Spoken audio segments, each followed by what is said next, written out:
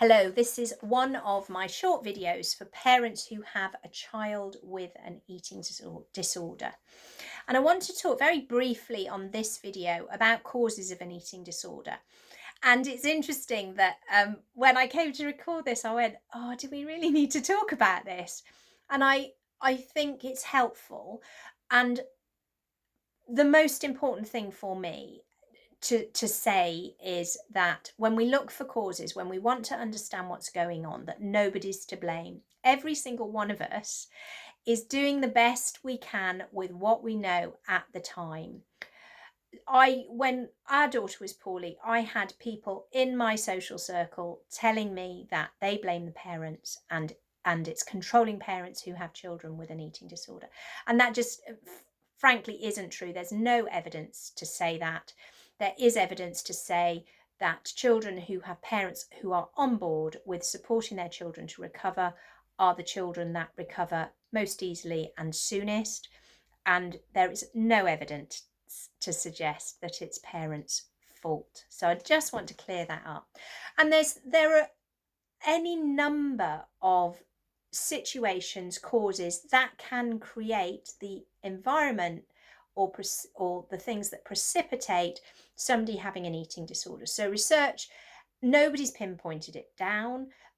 There's probably some genetics in there, some biological factors, definitely some psychological factors. There'll definitely be environmental things contributing, and there'll definitely be social things contributing. So there's a whole range of things coming together that may create the circumstances in which somebody develops an eating disorder.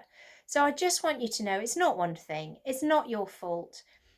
I can now look back and see lots of tiny precipitatory factors that any one of them taken on their own would have had no effect whatsoever. But when you put them together, it created a perfect storm for our daughter to develop an eating disorder. And some of that came from things that I'd done, some from my husband, some from school teachers, some from a dental nurse, some from her social situation. So there were all these things from all sorts of different places that added together to her feeling in a certain way and unfortunately developing an eating disorder.